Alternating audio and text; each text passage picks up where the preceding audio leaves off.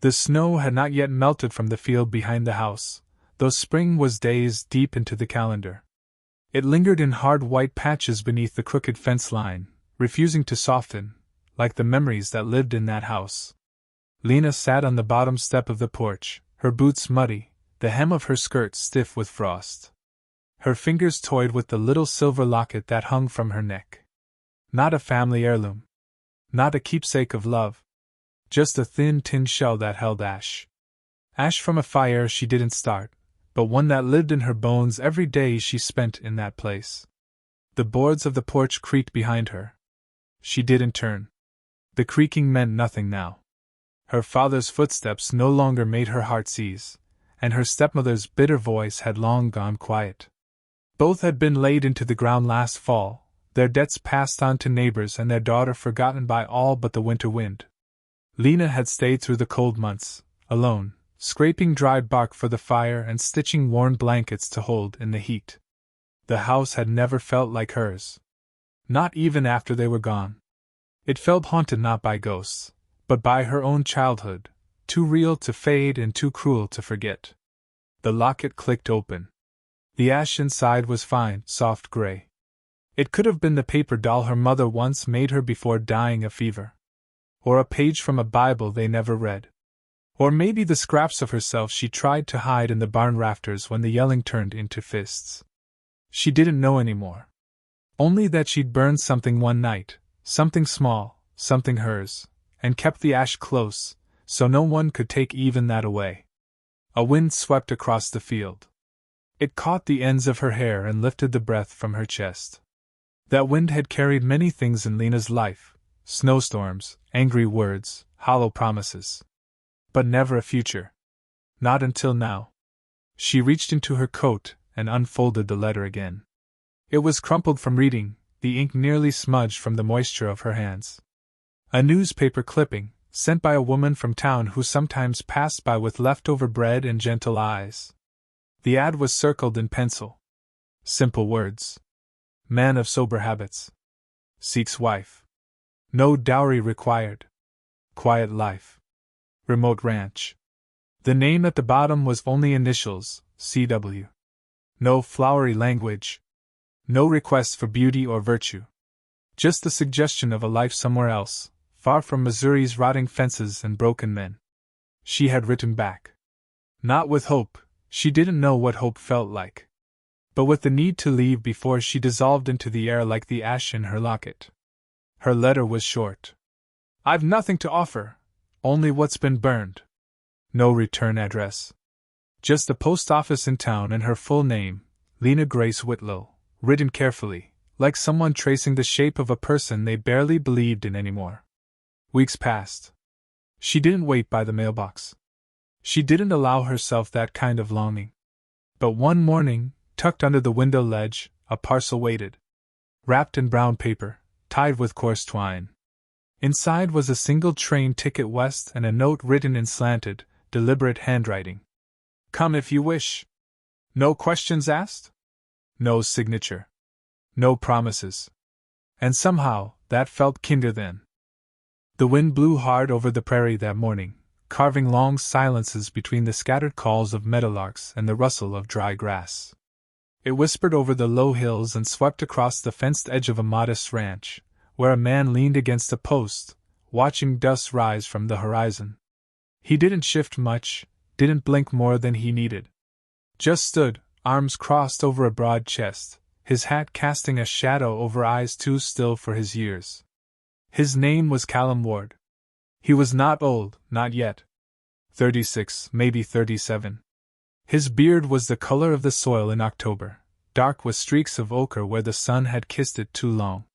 His hands were large and scarred in ways that told stories more honestly than mouths ever did. He had built everything on this land himself. The barn, the well, the little cabin with smoke trailing from its chimney. A life shaped not by dreams, but by doing. There was no one else on that land. Not since his brother had died 2 winters past, and the horses had outlived the last hired man. The silence did not frighten Callum. It fit him.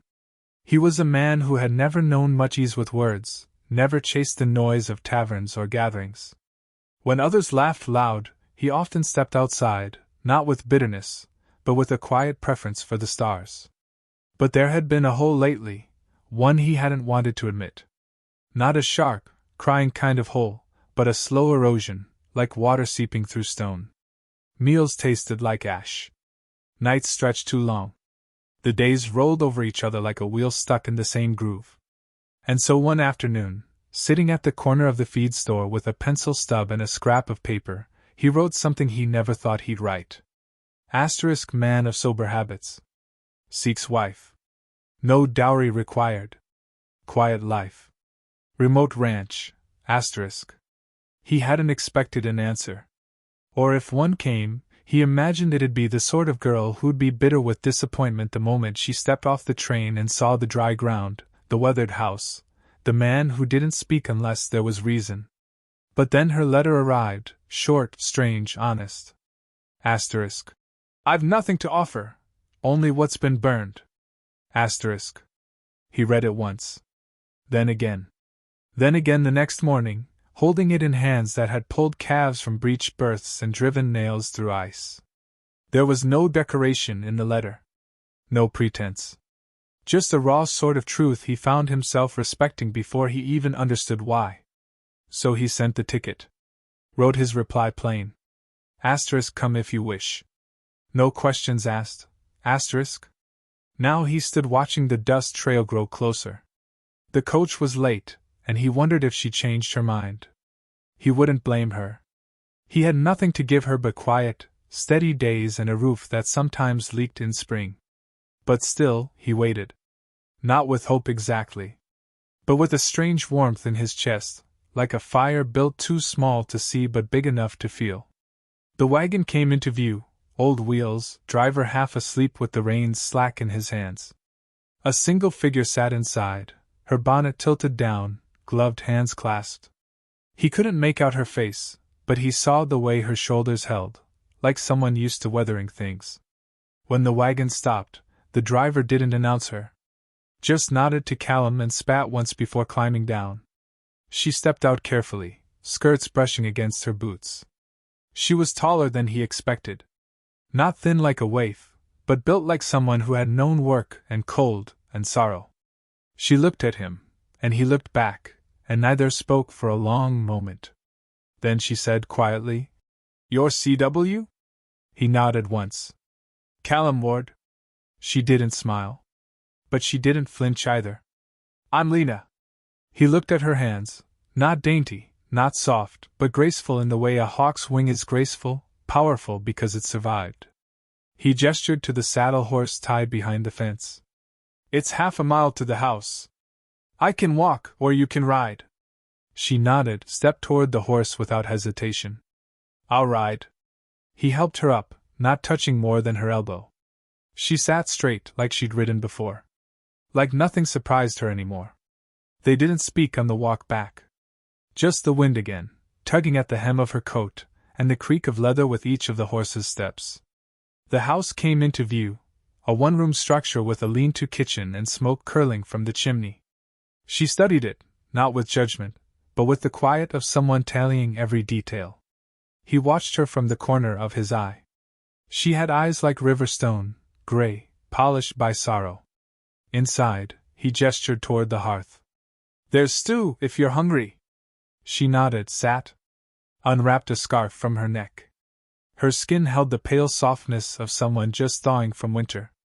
He ladled stew into a bowl and set it in front of her. She ate slowly. Without fear, but without pleasure. When she finished, she looked at him. "Why me?" He sat across from her, the fire casting light over his face. "Because you didn't pretend." Silence stretched again. But it wasn't empty. It felt like something growing, quietly, between them. She touched the locket at her throat, fingers grazing the empty clasp. "I don't know how to be anything but broken." His voice came low, like gravel smoothed by time. "I don't need fixed things. Just honest ones." She looked at him for a long while, eyes glinting with something he couldn't name. Then, softly, she said, "Then I think I've come to the right place." That night, she slept in the smaller bed in the corner, under the quilt his mother had sewn before her hands went stiff with age. He didn't watch her sleep, didn't intrude. Just sat by the fire, oil lamp burning low, listening to the wind press against the walls. And for the first time in a long time, the house didn't feel quite so empty. When he went to bed, he looked once more toward the dark corner where she lay still, her breathing soft and even. He didn't reach for anything, didn't speak. But he thought, just before his eyes closed, that maybe the hole in him was not filling all at once, but the wind that passed through it felt warmer now. The kind of wind that carried things in, instead of always taking them away. The days moved slow and wide, like the sky above them. Lena woke each morning to the sound of birds and the smell of coffee already brewed, though Callum never said a word about it. He'd be outside by the time she dressed, chopping wood or checking fence lines, the front door left open just enough to let her know she was welcome to follow, or not. It was a kind sort of silence he kept, the kind that left space instead of taking it up. The house was neat, practical. Every object had its place, worn smooth by years of quiet use. The floor creaked in polite tones. The walls bore no photographs, only the shadowy impressions where frames might once have hung. She never asked about the past, and he never offered it. Yet in the quiet, things were said. In the way he moved aside when she reached for a pan, in the way he listened without interruption when she muttered to herself while sewing patches, in the way he always left the last biscuit on the plate. At first, Lena tried to fill the silence with effort. She swept, she cooked, she mended. She scrubbed the windows till her hands ached, baked bread that didn't rise quite right. But he never commented, never corrected. Just ate what was served and nodded when she asked how it tasted. He wasn't cold. Just cautious. Like a man used to the ground shifting under him, learning to believe in solid earth again. One evening, she stood by the stove, wiping her hands on her apron as he came in from feeding the horses. Dust clung to his boots, the collar of his shirt damp with sweat. He nodded to her, as he always did, then paused, his gaze catching hers longer than usual. "You all right?" he asked. His voice was rough but not unkind. She wasn't used to anyone asking. Not since her mother's voice had disappeared into coughing fits and shallow graves. Lena nodded, then hesitated. "Don't know what I'm supposed to be," she said softly. Callum took his hat off, sat at the edge of the table. "A person's enough." It struck her, the way he said it. Like he wasn't just offering an answer, but a place to belong. The silence after was not empty. It shimmered with something unspoken, a quiet pact drawn between two people who'd learned that words weren't always the best way to tell the truth. At night, she would lie in the narrow bed with her eyes open, listening to the slow wind outside. Some nights, she heard him pacing once or twice, footsteps careful, measured. Other nights, she heard him speak in his sleep, just fragments. A name. A place. Words pulled from the river of memory, too fleeting to hold. One morning, she caught him staring at a carved wooden horse on the mantel. Its paint had long since chipped away, but the shape was careful, lovingly made. He didn't notice her watching. His fingers moved over it absently, tracing the curve of the mane. "Yours?" she asked gently. He shook his head. "My brother's. He made it when he was 12. Said he'd carve me a full set for Christmas. That was the only one he finished." Lena stepped closer, her voice low. "What happened?" "War happened. Then fever. Then it was just me." He said it plainly, but the grief lived in the quiet between each word. She didn't offer comfort, he didn't seem to want it. But she stood beside him, shoulder brushing his arm, letting her silence say what words could not. As the days passed, they began to move around each other like two rivers merging, not fast, not dramatic, just inevitable. He started leaving tools on the porch, where she could find them for the garden she'd started tilling. She began baking his bread longer, learning how crisp he liked the crust. They didn't speak of marriage, not aloud. It was understood. As surely as the seasons changed, as surely as the sun set. They belonged to one another in the way soil belongs to root, quiet, unseen, essential. One afternoon, She was mending a tear in her only Sunday dress when she caught the sound of Callum speaking softly outside. She stepped to the porch and saw him kneeling beside a small grave behind the barn. The wooden cross there bore no name. He didn't look up. Just said, "She was here only a day. Born too early. Didn't take a breath. Her name would have been Anna." Lena sat beside him in the dirt, her skirts catching the dry wind. She didn't reach for his hand, didn't intrude. But after a while she said, "I never got a name either. Just the girl or her. Never Lena unless something was being taken." He looked at her, really looked, and for the first time she saw a crack in his stillness. Not a weakness, but an opening. "Well then," he said, voice hoarse. "Lena, I'm glad you're here." She nodded, and this time she did take his hand. Just for a moment. Just enough.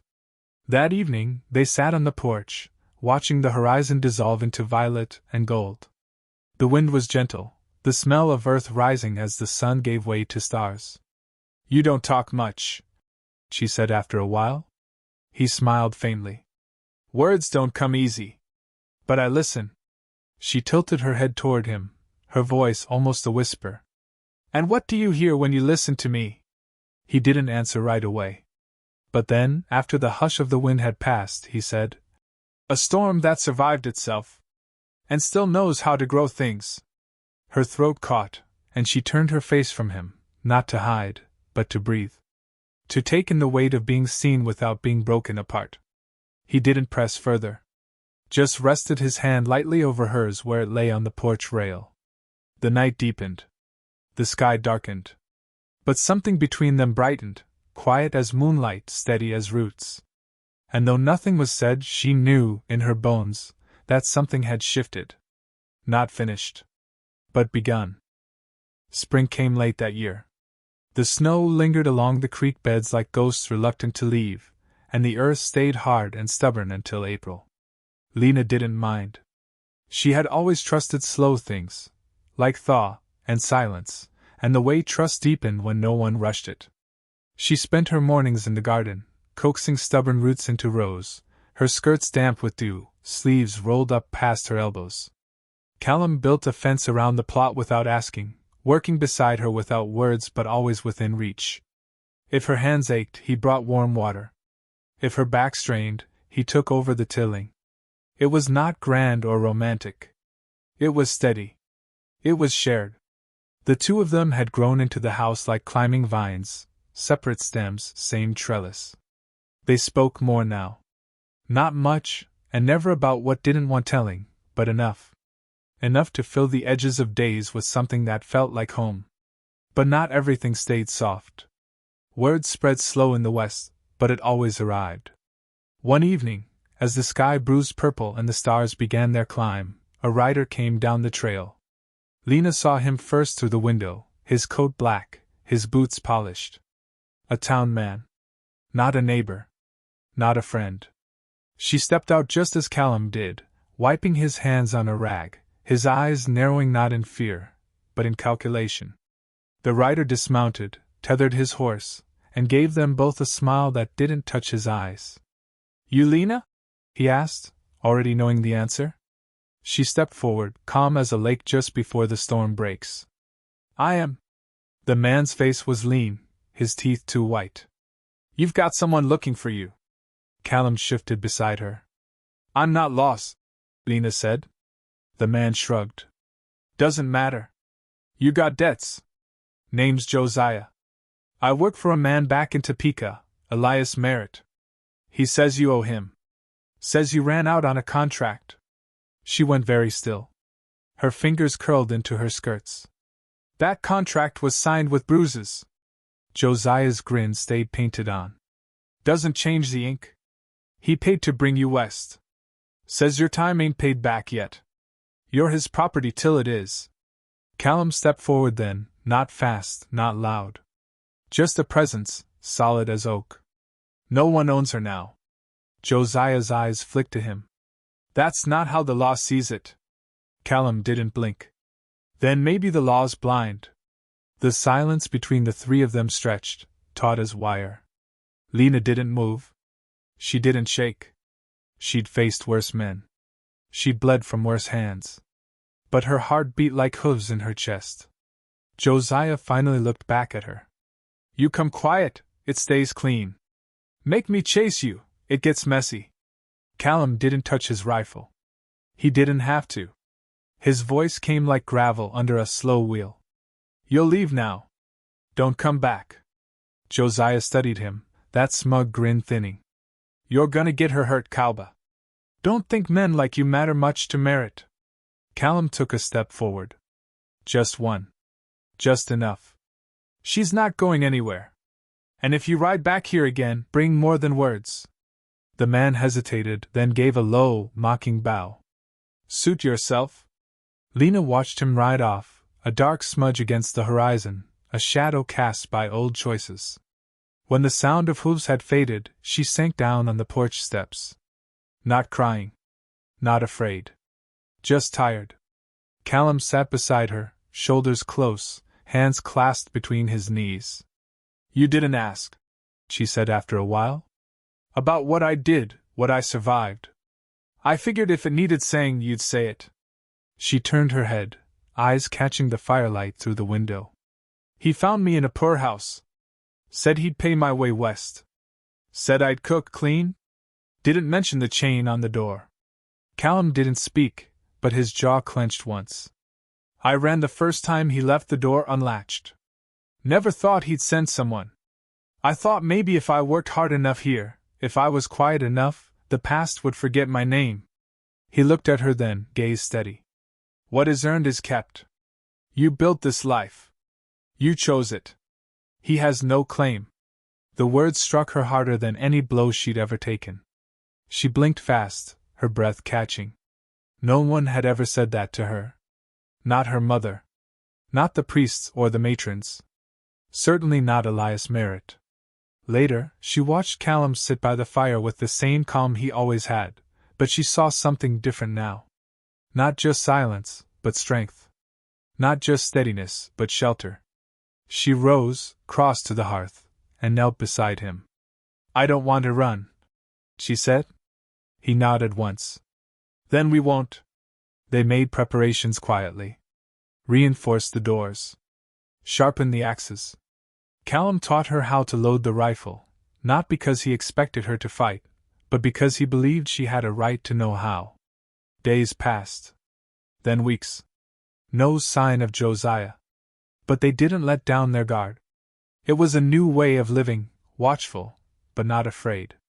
And in the hours between, they still tended the garden, still read by firelight, still sat close when the wind curled around the chimney like a wolf. One night, as she brushed her hair by lamplight, Callum watched her from across the room. She met his eyes in the reflection. Do you regret sending for me? She asked. He shook his head, slow and certain. You weren't what I asked for. You were better. The lamp hissed. The night held its breath. And for the first time, Lena stood, crossed the room, and rested her forehead against his. I'm still learning how to be loved, she whispered. He answered without hesitation. And I'm still learning how to show it. Outside, the wind stirred the trees. Inside, they sat together in a silence no longer empty, but full of hard-won peace. And though the past still waited beyond the edge of the horizon, Lena knew now it could not reach her without a fight. And this time, she would not be fighting alone.